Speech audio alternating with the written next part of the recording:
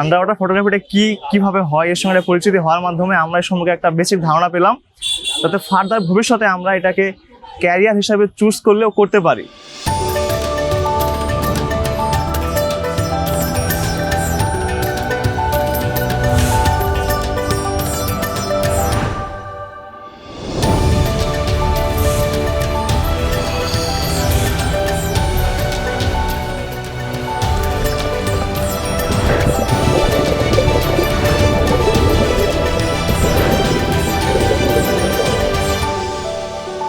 ঢাকা বিশ্ববিদ্যালয়ের television, film and photography বিভাগের সঙ্গে ক্রিয়েটিভ উইংসের একটি কোলাবোরেশনের মাধ্যমে আজকে আমরা আন্ডার ওয়াটার ফটোগ্রাফির একটা ওয়ার্কশপ করলাম।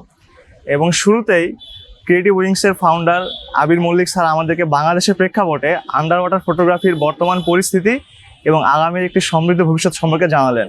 এবং আমরা এটাও জানলাম বাংলাদেশের মতো একটা দেশের প্রেক্ষাপটে আন্ডার ওয়াটার ফটোগ্রাফি কতটা ব্যয়বহুল এবং খুব জটিল একটি প্রক্রিয়া, কিন্তু এর ভবিষ্যৎ আর কি অনেক আশাবাদ ব্যক্ত করলেন তিনি।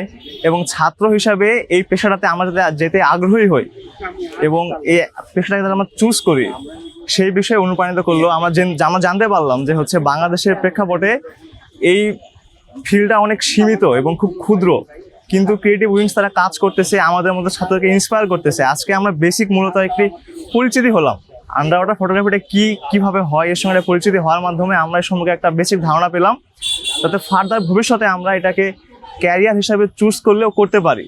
কারণ এখানে আয়ের উৎসটা খুব সুন্দর, একটা হ্যান্ডসাম স্যালারি পাওয়ার সুযোগ আছে।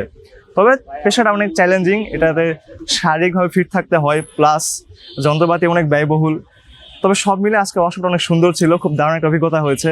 প্লাস পানির নিচে এইভাবে কখনো দেখার সুযোগ হয়নি, আজকে প্রথম হলো। তাই ক্রিয়েটিভ উইংসকে অসংখ্য ধন্যবাদ জানাই।